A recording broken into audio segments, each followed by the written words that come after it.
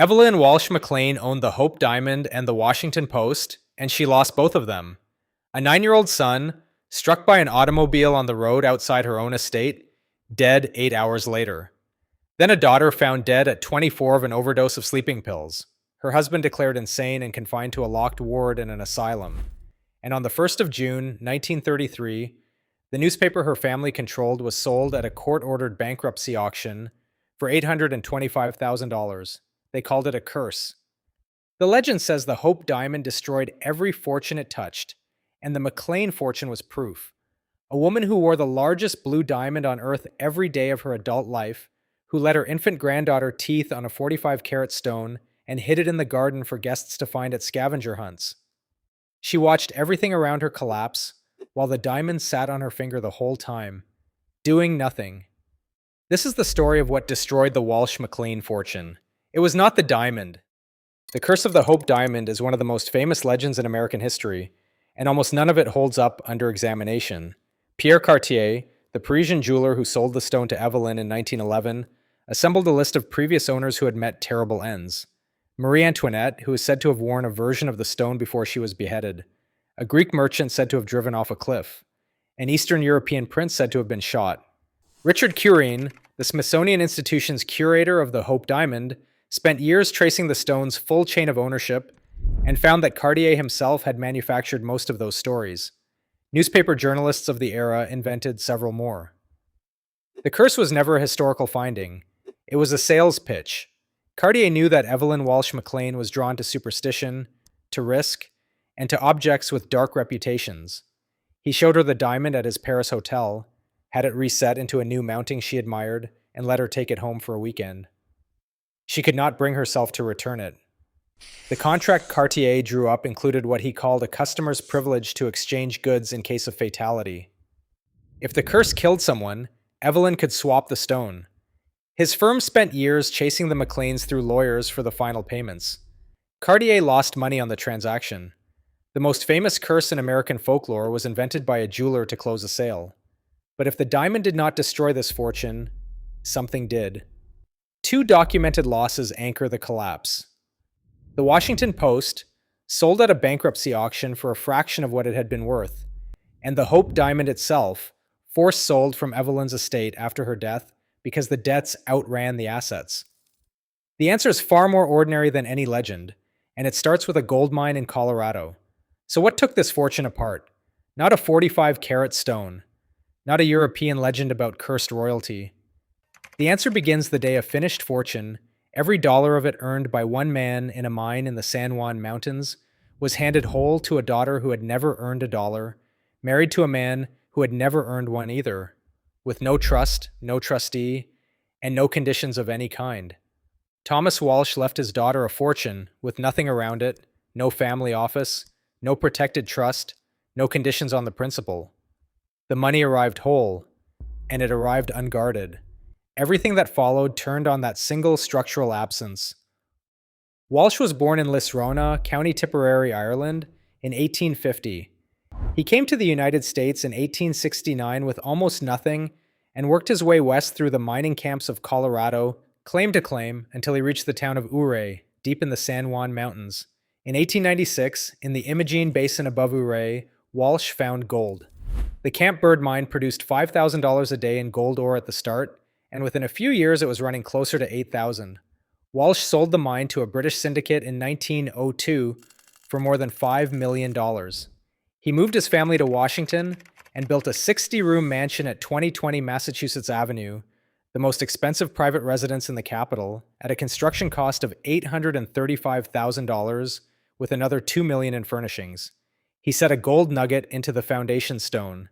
Everything Walsh built, he built from ore he had pulled out of a mountainside himself. Walsh was a miner, and he thought like one. Walsh had spent decades underground in the San Juan Mountains, measuring risk in thin air at more than 10,000 feet, and he understood what the money had cost him. He was generous with what he had, but he was careful with how he held it. Every dollar had come from the rock, and he knew the weight of each one. A man does not forget that kind of work. His daughter, who had never spent a day in a mine, would never learn it. The family had suffered one devastating loss before Walsh died. In 1905, Evalyn's older brother, Vincent Walsh, was killed in an automobile accident in Newport, Rhode Island. He was 17 years old, Evalyn was in the car, she survived with a crushed leg, and the painkillers prescribed for her recovery started a morphine addiction that would follow her for the rest of her life. The fortune carried no protection from that either. Thomas Walsh died on the 8th of April, 1910, of lung cancer at the age of 60. His fortune passed to his daughter Evalyn. She was 23 years old. What happened next is a fact, not a judgment.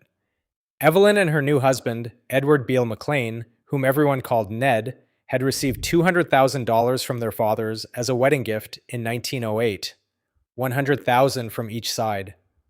They spent it all on their honeymoon. In Paris, they ran through the money so fast they could not pay the hotel bill. The couple who would one day own the Hope Diamond and one of the most influential newspapers in the United States could not settle a hotel tab on their own wedding trip. Walsh had earned $5,000 a day in a mine shaft. His daughter spent $200,000 in a matter of weeks and came home with nothing to show for it. That is not a moral failing. It is a structural one. Walsh built his fortune by producing something of real value, ton by ton, out of a mountainside. His daughter received that fortune as a finished object with no experience of what it had cost to build and no mechanism in place to stop it from being consumed. A man who has pulled gold from a rock understands the cost of money. A woman who has seen it in a bank account her whole life does not feel the weight of what is being lost until the account is empty. And Evalyn was not the only heir at the table. She had married into another fortune. In 1908, Evalyn Walsh married Ned McLean, and the marriage merged two of the largest fortunes in Washington, Walsh Gold on one side. On the other, the McLean family's Washington Post, acquired by Ned's father, John R. McLean, in 1905, along with the Cincinnati Enquirer and a family estate, later valued at approximately $25 million. When John R. McLean died on the 9th of June 1916, Ned took control of both newspapers. He was not prepared to run either one of them. Then came the Diamond. On the 28th of January, 1911, Evalyn signed for the Hope Diamond, purchased from Pierre Cartier, for what most records put at approximately $180,000, though her own later memoir gave a somewhat lower figure. Cartier lost money on the deal after years of chasing the McLeans for the balance through lawyers. Evalyn wore the Hope Diamond the way another woman might wear a watch. She wore it in the garden and on walks with her Great Dane, a dog named Mike, who by more than one account wore the diamond himself. At parties and at luncheons, she wore it around her neck. She once let her infant granddaughter teethe on it. She hid the stone in the garden for guests to find at scavenger hunts. When a reporter asked whether she feared the curse, she said that bad luck objects were lucky for her. She had a priest bless the stone, and she kept wearing it. At its peak, the Walsh McLean life looked like this. The Friendship Estate north of Georgetown covered 75 acres, with a private golf course laid in sod shipped from Switzerland, a pool, stables, and grounds where Presidents Harding and Coolidge came to play. On Massachusetts Avenue, the Walsh Mansion stood as one of the grandest private homes in the capital, and the McLeans threw parties for 2,000 guests and more. Their combined fortune, Walsh mining money, and McLean newspaper money together, ran to the equivalent of hundreds of millions of dollars in today's money. By any reasonable measure, the McLeans had more than enough wealth to last for generations. Ned McLean had started drinking long before any of this reached its peak. By the age of 21, his nerves were so affected that he needed a handkerchief fashioned into a sling just to steady his cocktail glass. Then came the Teapot Dome scandal. Ned was a close personal friend of President Warren Harding. The two played poker at the White House on a bi-weekly basis, and Ned was sometimes described as an unofficial member of the cabinet. When Interior Secretary Albert Fall was accused of accepting a bribe of $100,000 in connection with the leasing of government oil reserves, Fall told investigators the money had been a personal loan from Ned McLean. Ned testified under oath that this was true. It was not. The money had come from the oil baron Edward Doheny. When the story collapsed, Ned admitted that he had never given Fall a cent. Senator Thomas Walsh of Montana, no relation to Evalyn's father, led the investigation that exposed the lie. A fortune survives if someone manages it. Nobody was managing the McLean fortune. Ned drank. Evalyn spent. And the Washington Post bled money. Under Ned's ownership, the paper turned a profit in 2 of the 9 years between 1924 and 1932. It dropped from the second largest daily in Washington to the last among the capital's 5 newspapers. At its lowest point, the Post could print 12 pages a day. The most prominent family in Washington society was running the weakest newspaper in the city, and neither of them seemed to notice, because neither of them had ever run anything before. And then came the loss no fortune is built to survive. On the 18th of May, 1919, Evalyn Walsh McLean was 9 years old. The newspapers called him the $100 million baby. He was playing outside the Friendship Estate on Wisconsin Avenue when he eluded his bodyguard and ran into the road. A Model T struck him. His parents were at the Kentucky Derby. 8 hours later, the boy was dead. He shared his name with Evelyn's brother, the 17-year-old killed in an automobile accident in Newport 14 years earlier. The same name, the same kind of accident, 14 years apart. On the 1st of June, 1933, the Washington Post, the newspaper Ned McLean's father had purchased in 1905, was sold at a court-ordered bankruptcy auction. The bidding opened at $250,000 and rose in increments of $25,000. Eugene Meyer, a financier who had stepped down as chairman of the Federal Reserve 3 weeks earlier, authorized his attorney, George Hamilton Jr., to bid up to $2 million on his behalf. Meyer did not attend the sale himself. His identity as the buyer was not revealed until the 13th of June. Evalyn was in the room. She bid $600,000, and by some accounts, as high as $625,000, but she was outbid. William Randolph Hearst sent his lawyer, Jeffrey Conta, to bid on his behalf. Hearst wanted to buy the Post in order to shut it down, to eliminate a competitor. Hearst, too, was outbid. The final price was $825,000. 4 years earlier, Meyer had offered Ned McLean $5 million for the same newspaper. Ned had refused. Now Meyer owned the Post for less than 1/6 of the price Ned had turned down. That is 16.5 cents on the rejected dollar. This is where the curse story collapses. A newspaper does not go bankrupt because of a diamond. The Post was destroyed by a publisher who drank instead of running it, by spending that never stopped, and by a scandal that wrecked whatever credibility the paper had left. Every one of those causes has a name and a date. None of them has anything to do with a blue stone. The scale of what came in and what went out tells the whole story. Thomas Walsh sold the Camp Bird mine for more than $5 million and built a mansion worth close to $3 million.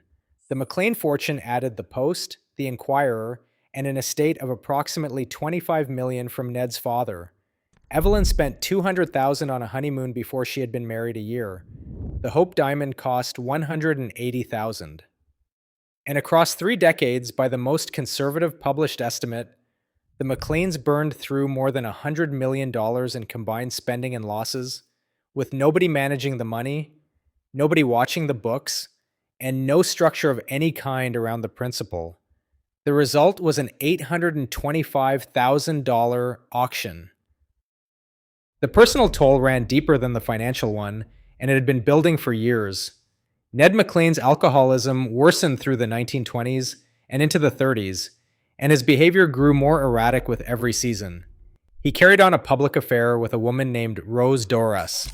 European trips costing more than $100,000 at a time drained whatever cash remained, and Ned borrowed from hotels when the money ran short.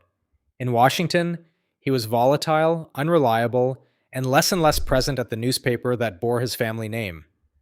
The Post had profits of $376,612 across 3 years, from 1921 through 1923. After that, the paper lost money in 7 of the next 9 years.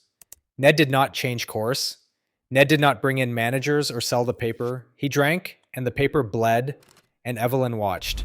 On the 13th of December, 1932, a court in Riga, Latvia, granted Ned a divorce from Evalyn. The papers were delivered to her on Christmas Day. Less than a year later, on the 31st of October, 1933, a Maryland jury declared Edward Beale McLean insane. He was committed to a closed ward at the Shepherd and Enoch Pratt Hospital in Towson, Maryland. For close to 8 years, until his death of a heart attack in July of 1941, Ned refused to acknowledge his own identity. According to the account published by the journalist James Hogan, he insisted right up to the end that he was not and had never heard of Ned McLean. The man who had once played poker at the White House died in a hospital ward insisting he was someone else. Their daughter, Evalyn Washington McLean Reynolds, known to the family as Evie, married United States Senator Robert Rice Reynolds of North Carolina. Evie was 19 years old. Reynolds was 57. On the 20th of September, 1946, Evie was found dead at her mother's home in Washington. She was 24 years old. The coroner's inquest ruled her death an accidental overdose of sleeping pills. Evalyn had now buried a son at 9 and a daughter at 24. Between them, the boy who was hit by a car on Wisconsin Avenue and the young woman found dead in a Georgetown bedroom stood 27 years of loss from which no fortune could have offered protection. And in the middle of all of this, Evalyn fell for a scheme that captured the desperation of a woman watching her world collapse at once. In the spring of 1932, the Lindbergh baby was kidnapped, and the entire country was consumed by the search. A man named Gaston Means, a former agent of the Bureau of Investigation and a convicted fraudster, approached Evalyn and told her he could arrange the child's return for a ransom. She believed him. Evalyn pawned the Hope diamond at a pawn shop in Virginia and raised approximately $104,000. Means took the money and disappeared. He was arrested, tried, and convicted of larceny. The baby had been dead for months before the scheme ever began. When Evalyn went back to the pawn shop to retrieve the diamond, she is said to have stuffed it into her dress and walked out without a bodyguard. If someone handed you the largest blue diamond on earth and told you it came with a curse, and you watched your son die at 9, and your daughter at 24, and your husband drink himself into an institution, and your newspaper sold at auction while you sat in the room, would you blame the diamond? Evalyn never stopped wearing the Hope diamond. She wore it through every loss, through the auction and the divorce and the asylum and the war that came after. During the Second World War, when the wounded came home from the fighting in waves, Evalyn opened her Georgetown home every 2 weeks to soldiers from the Walter Reed Army Medical Center. She fed them, talked to them, and let them pass the Hope diamond around the table. Some of the men tried it on, some held it up to the light. By every account, the soldiers remembered those evenings for the rest of their lives. The woman who had lost a son, a daughter, a husband, and a newspaper still opened her house to strangers in uniform and let them hold a 45-carat diamond in their hands. In 1936, Evalyn published a memoir called Father Struck It Rich, co-written with Boyden Sparks and published by Little, Brown and Company. The title belonged to her father's story. The rest was hers. It is a book about a woman born into a fortune she never asked for, married to a man who could not manage it, and left holding a diamond the whole world believed was destroying her family one death at a time. Evalyn did not believe the curse. She never had. She wore the stone to prove it. The contrast between her public and private lives in those final years was impossible to miss. In public, she was Washington's most generous hostess, opening her home to the wounded and the well-connected alike. In private, the debts were mounting, the assets were draining, and the fortune her father had pulled from a mine in the Colorado mountains was all but gone. She died on the 26th of April, 1947, of pneumonia at the age of 60. The final accounting shows what the legend always obscures. Thomas Walsh's fortune at its peak, the proceeds of the Camp Bird mine, was approximately $5 to $6 million in 1902, worth more than $180 million in today's money. Fold in the McLean fortune, the $25 million from Ned's father, the Post, the Enquirer. The total these two families brought together was enormous. When Evalyn died, her estate was insolvent, but she was not penniless, and that distinction matters. She still held the jewel collection, the Hope diamond, 45.5 carats of fancy, deep grayish blue, then the Star of the East at 94.8 carats, then the McLean diamond at 31 carats, and dozens of smaller pieces. The collection had real value. The trouble was that the debts against the estate exceeded what the liquid assets could cover, and the jewelry was the last thing of value left to sell. Evalyn's will left the jewels in trust for her 7 grandchildren, with instructions that the collection be held until the youngest grandchild turned 25. It was the one protective structure she had ever placed around any part of the fortune. But the trustees petitioned the court. The debts were too large. Evelyn's trust could not hold, and the diamond she had worn every day of her adult life was going to be sold. In 1949, the New York jeweler Harry Winston purchased the entire McLean collection, the Hope Diamond, the Star of the East, and everything else.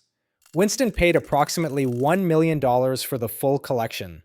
The Walsh Mansion at 2020 Massachusetts Avenue, the 60-room house with the gold nugget in the foundation, was sold to the Republic of Indonesia in 1951 for $335,000, less than half the original construction cost of $835,000 before 5 decades of inflation. Friendship was gone. It had been razed in 1942 to make way for wartime housing. The McLean fortune was not destroyed by a cursed diamond. It was destroyed by the most ordinary things in the world: a man who drank, a woman who spent, and a fortune that arrived with no trust, no trustee, no conditions, and nobody watching the books. The curse was the family itself. Every dollar Thomas Walsh earned in that mine in the San Juan Mountains was consumed by 2 people who had never learned what earning a dollar felt like, and not a single legal instrument stood between them and the bottom. Thomas Walsh earned every dollar the hard way, underground in a gold mine at 10,000 feet. His fortune passed to a daughter who had never earned a dollar, married to a man who had never earned one either. Nothing stood between the money and the people spending it.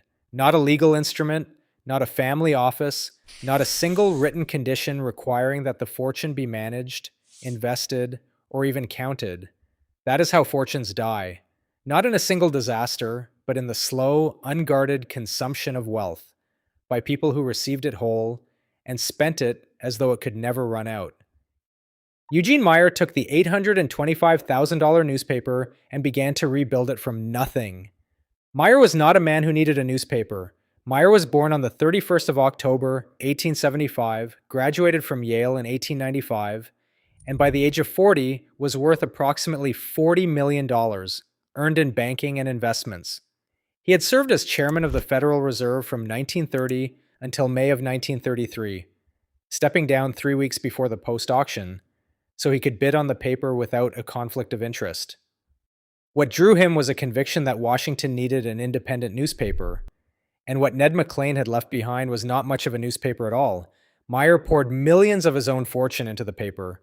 For the first several years, the Post lost close to $1 million a year. He did not stop. He hired reporters, improved the printing, expanded coverage, and kept the presses running on his own money while the losses continued. By 1938, the Post's daily circulation had reached 100,000. Meyer had taken a bankrupt newspaper and, by force of investment and patience, turned it into a going concern. The paper Ned McLean had starved was being fed. On the 23rd of July, 1948, Meyer transferred voting control of the Washington Post to his daughter Katharine and her husband Philip Graham. Philip received 3,500 shares. Katharine received 1,500. Philip Graham was brilliant, restless, and ambitious. He took the newspaper his father-in-law had saved from a bankruptcy auction and turned it into something larger. In 1954, he purchased the Times-Herald for $8.5 million, creating a morning monopoly in Washington and pushing the daily circulation past 380,000. In 1961, he acquired Newsweek magazine for $15 million. The Post was no longer a rescued newspaper. It was becoming an empire. Philip Graham died by suicide in September of 1963. Katharine Graham stepped into the role her husband had held. Katharine had no experience running a newspaper and no training in managing a corporation. At 46 years old, the board and the editors did not expect her to last. She lasted close to 3 decades and became one of the most consequential publishers in American history. In 1971, the Nixon administration attempted to block the publication of the Pentagon Papers, a classified study of the Vietnam War leaked by Daniel Ellsberg. The New York Times had been stopped by a federal injunction. Katharine Graham authorized the Post to publish. The case reached the Supreme Court, which ruled 6-3 in favor of the newspapers on the 30th of June, 1971. It was the decision that established the modern legal foundation for press freedom in the United States, and Katharine Graham made the call. She made it knowing the company could lose its broadcast licenses, its stock price, and its banking relationships if the government retaliated. She published anyway. The following year, 2 of her reporters, Bob Woodward and Carl Bernstein, began the investigation into the Watergate break-in that brought down the presidency of Richard Nixon. The Post won the Pulitzer Prize for its Watergate coverage. Katharine Graham became the first woman to lead a Fortune 500 company. When the Washington Post company went public on the 15th of June, 1971, shares opened at $6.50. By 1991, a single share was worth $222. That is a gain of 3,315%. Over the same period, the Dow Jones Industrial Average rose 227%. At the company's peak in 1988, the Post reported revenue of $1.37 billion and net income of $269 million. Warren Buffett recognized what Meyer had started. In the early 1970s, Buffett invested $10 million in the Washington Post Company. By 1985, that stake was worth $205 million, a compound annual return of approximately 32%. It became one of the most celebrated investments in American financial history, and it was built on a newspaper that had been sold out of bankruptcy for $825,000 less than 40 years earlier. One family's ruin became another family's foundation. Eugene Meyer died on the 17th of July, 1959. Katharine Graham died on the 17th of July, 2001. The same calendar date, 42 years apart. Her memoir, Personal History, won the Pulitzer Prize in 1998. In 2013, Jeff Bezos purchased the newspaper for $250 million. The paper that Ned McLean drank into bankruptcy, the paper that sold at auction for $825,000 on a morning in June of 1933, was sold 80 years later for more than 300 times that price. One family owned the Washington Post and destroyed it. Another family took what was left and built a dynasty on the wreckage. And the Hope Diamond sits in the Smithsonian Institution today in the Harry Winston Gallery. Winston donated it in 1958. He sent it by registered mail in a plain brown wrapper for $145.29 in postage, most of it insurance. Millions of people see it every year. They read the placard about the curse. What they do not read is the story of the woman who wore that diamond to walk her dogs, or the newspaper sold at auction while her husband drank himself into an institution, or the 9-year-old boy killed on a road outside his own home while his parents were at the Kentucky Derby. The curse was never the stone. It was what the stone distracted everyone from seeing. Evalyn Walsh McLean was once asked about her husband and the fortune they had shared. "He had money," she said, or rather, it had us.